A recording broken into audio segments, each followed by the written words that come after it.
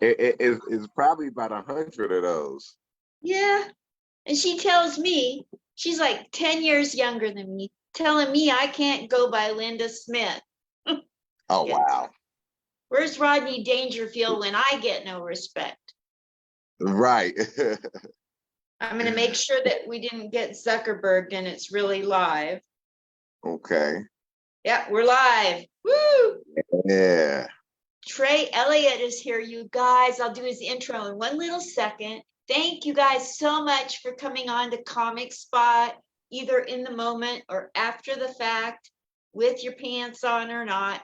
Just don't tell me.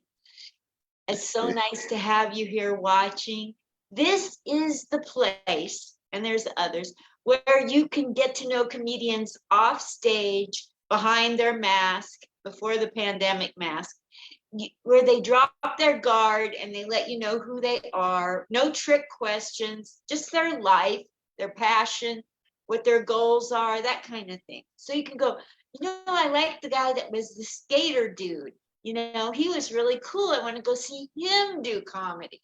I want to follow him or her on social media. This is your place. This is your connection. This is how you do it.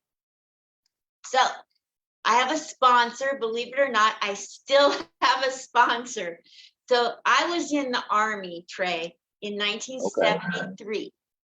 And so, the Veterans of Comedy, the traveling comedy group, put me in their group, which is awesome. Nice. Yeah, thanks. And so my sponsor is the Veterans of Comedy. So next time you folks are thinking, hey, maybe if somebody served our country, they might be able to serve up jokes. You go to type in veteransofcomedy.com and you scroll and scroll and scroll till you get to my picture and you hire me. Just kidding. I'm kidding. Hire the best. May the best man win. You know that saying. Screw the women and hire the men.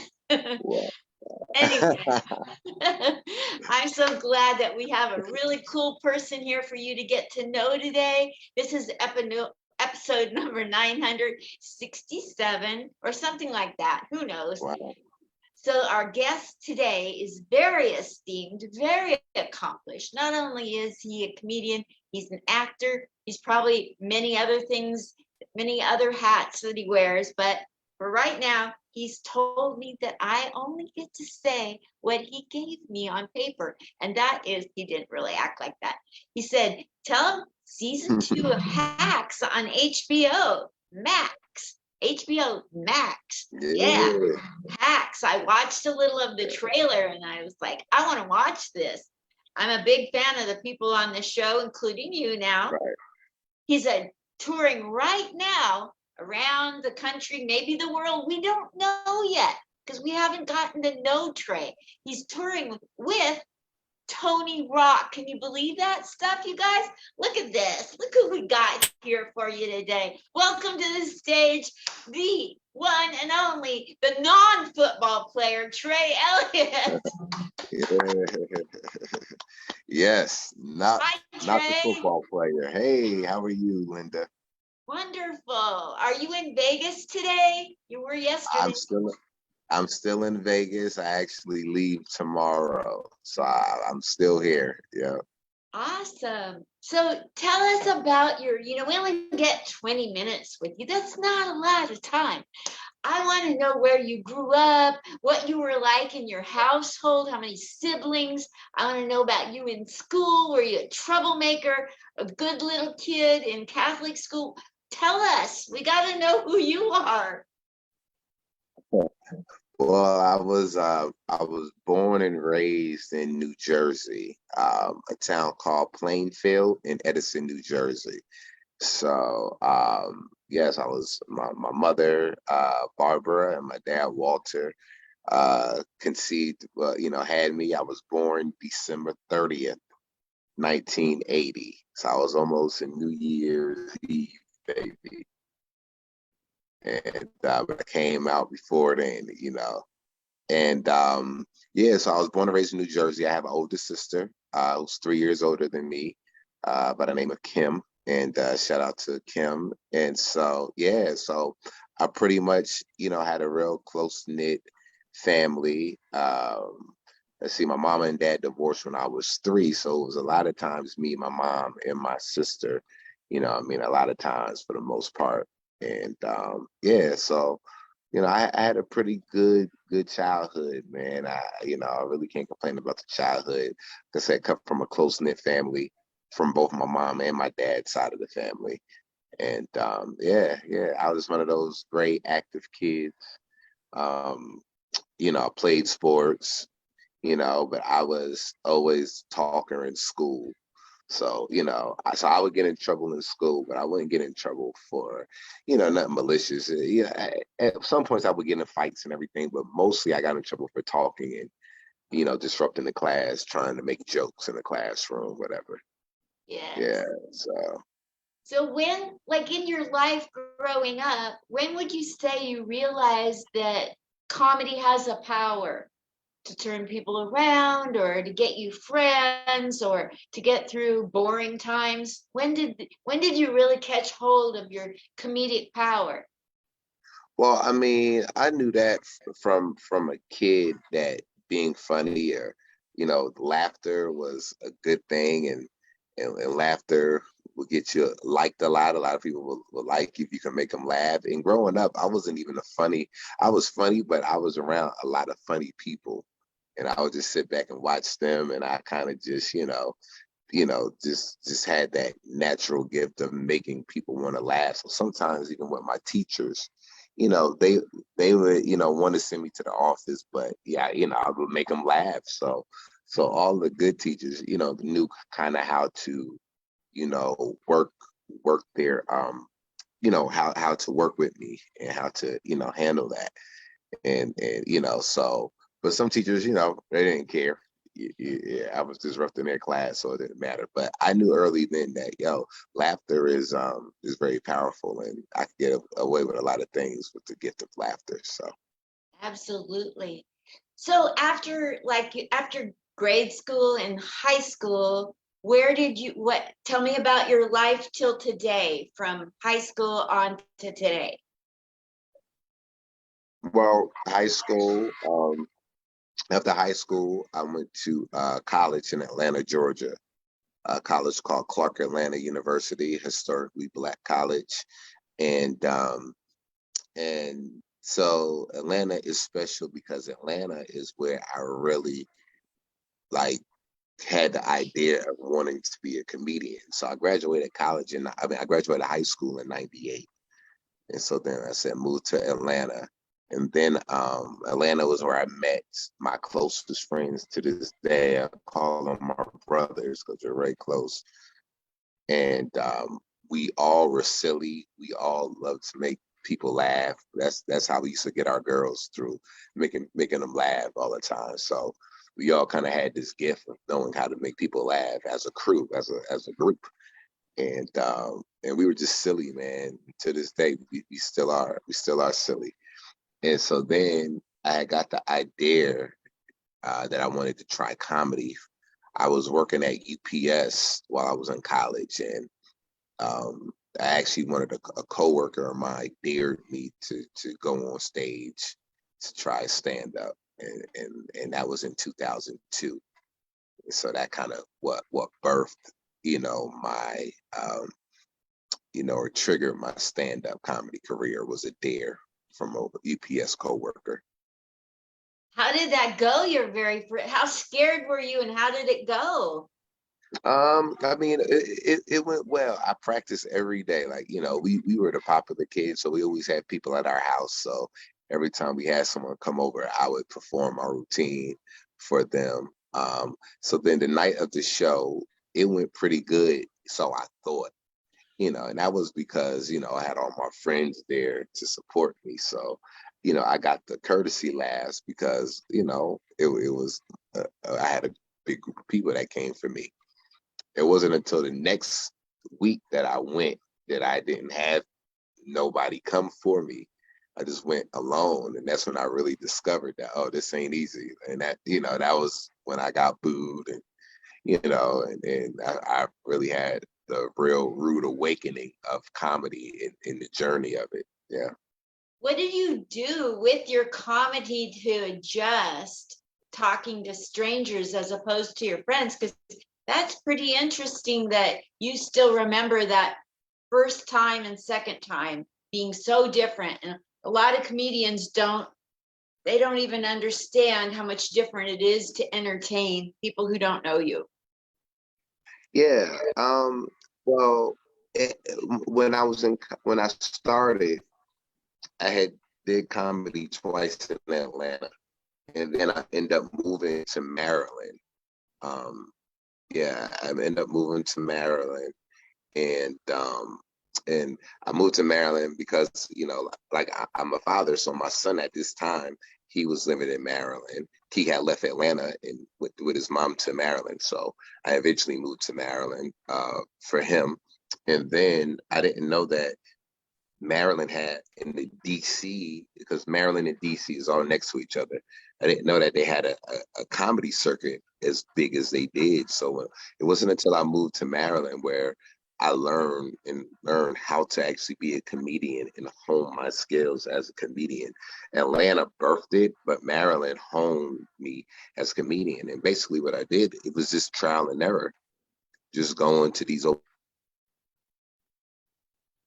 5 days a week and just just taking a lot of losses until eventually figuring out what started working. And to be honest, I don't know what clicked. It was just something that just clicked. I don't know how or what it was that made it click, but eventually it did. Yes. You know, when they called you up on stage, I saw you at the LA Comedy Club. Wasn't it just last night that I saw Hmm. you? Yeah. And time flies. Right, You came out and they really didn't give you a big intro. They just right. said, oh, he's from and out you come. The minute you hit the stage, I'm sure everybody else had the same thing in their head that this is somebody. And they put you up before the feature. And I was like, whoa, it's going to be difficult to follow. Well, yeah, I had came to do a guest spot. My friend Butch Bradley, who headlines that 10 o'clock show. I think it's Friday, Saturday, and Sunday. And a friend of mine, he's very close with Tony Rock. So a lot of times, me and Tony would do Vegas, and Butch will come hang out with us. So that's how I met him. And he was like, dude, you know how Butch is, dude, man, you're awesome, bro. Like, you got to do my show whenever you're in Vegas hanging out. Just call me, man. I really want you to do my show. So that's really what happened. I said, I said, I'm in town for about 5 days. I want to come through and do your show a couple, like both nights. So I did Saturday and Sunday. And I had a good time, man. I was able to work out some new material, try some new stuff, and just, have fun, man, with that audience. I love Vegas. I love doing Vegas. Isn't it great? Yeah. Everybody's there to party. Yeah, yeah. And with Vegas, your audience, you have people from everywhere. So, that's one of the things that I love about Vegas is just the diversity of the audience. So, you have people from all over the world coming. So, All ages. And then you really get to test your material. yeah, yeah. Vegas is a test of time when it comes to how well my material works and how well will people take in my material. So, Yeah. I yeah. have a question as a comedian. I have a question for you specifically about your delivery. Hmm. So you are, I gotta say, your comedy it isn't set up punch, set up punch, set up punch. It's more like bam, bam, bam. It's like hard hitting stuff. Hmm. I mean, there are jokes in there, but you're a beast on stage with a really nice, likable beast. Thank you. Thank you. I appreciate it. Yeah. And I I don't mean to divide the world by men and women, but I've been studying, women like to say they don't get as far in comedy as men, Hmm. I hear which that. and I think that we're kind of onto something. Last night I noticed the men that kill on stage were the ones that were going for hitting over the fence. They weren't just like, here's joke number one, how did you like it? Here's joke number two.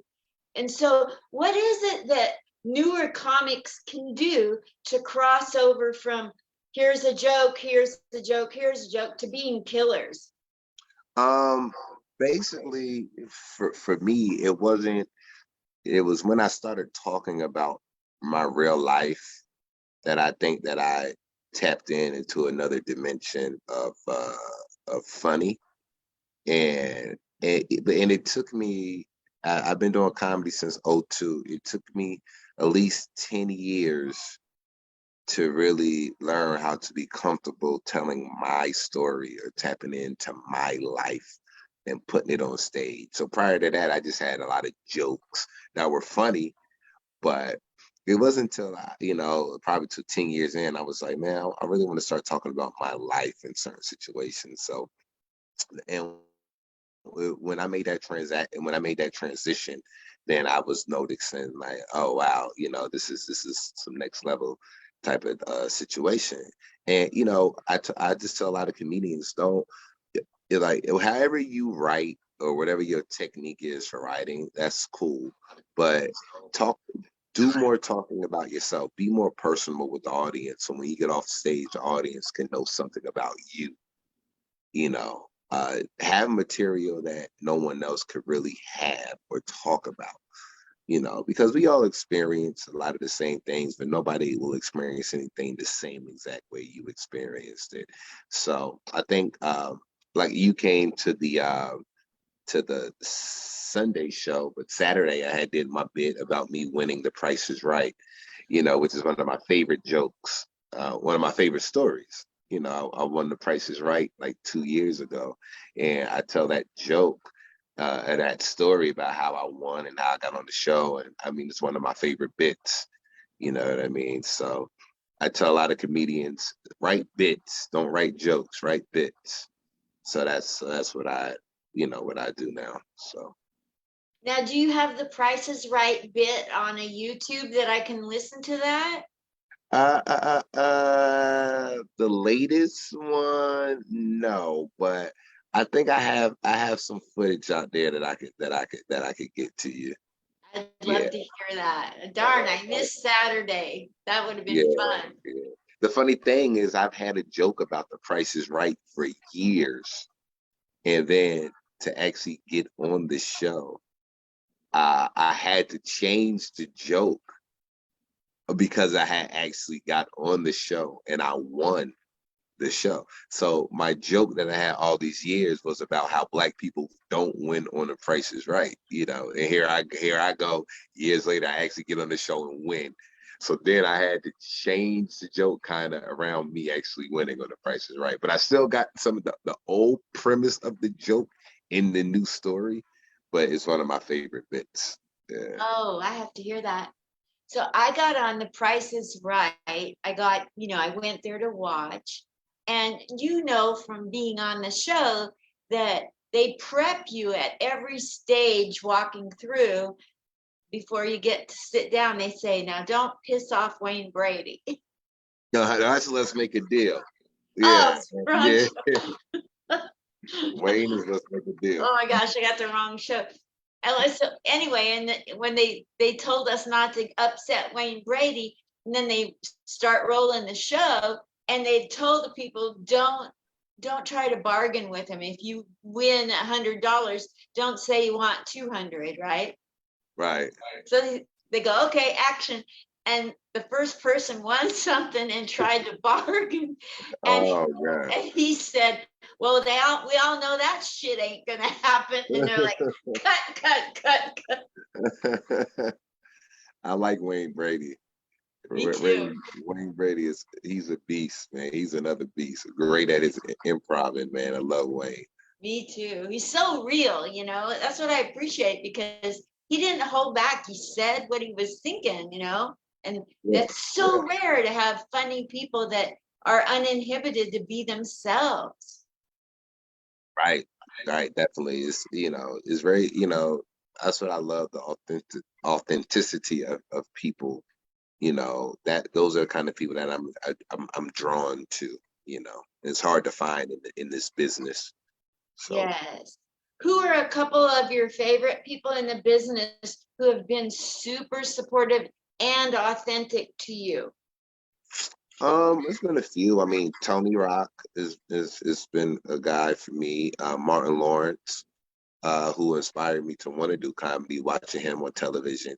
And I've had the privilege of meeting him several times, being around him several times, and he's given me some good advice, you know what I mean, in this comedy game. And yeah, so yeah, I've had the pleasure of being around a lot of good people and a lot of people that inspired me, as a growing up to want to do comedy, from Martin to Jamie Foxx to, had conversations with Chappelle to, a lot of folks. Yeah. Yeah, that's some great stories there that you have, I bet. Yeah, Yeah. definitely. Well, I know you need to go. You have some big things to attend to tonight. But before you go, I would be totally remiss if I didn't have you say, where do you want followers and where are you going to be performing that people can come out and see you? Everybody can follow me on my Instagram, which is comedian Trey Elliot. That's TreyElliot. And then I'm touring right now. You can see my tour dates on my Instagram page. And I think next weekend we're going to be at the Funny Bone in Omaha, Nebraska. That's the 9th and the 10th of September. And then the weekend after that, we're going to be at the Funny Bone in Hartford, Connecticut. Yeah. So that's the 16th through the 18th, and then any other dates I don't remember. So we gotta go to the Instagram to see. That's amazing. Thank you so much for your time. Is there anything I didn't ask that you would like to say to the people, the world, comedy people, or just people that are cancel culture morons? Anything you want to Yeah. say? Look, we can't, don't be controlled by cancel culture. Always speak your truth. Always speak your feelings. You know what I mean? And be true to yourself. And anybody that's trying to do this, like I said, just be true to yourself. Find your own voice. And once you find your own voice, you will see a lot of doors opening for you. Don't get discouraged. Keep going. Keep pushing, and you'll be a-okay. Wow. As Jennifer Lopez would say, you just gave me body goosies. J-Lab. Thank you so very much, Trey Elliot, you guys. Thanks again. Thank you. God bless you. Thank you, Linda. Have a good one. You too. Bye. Bye-bye.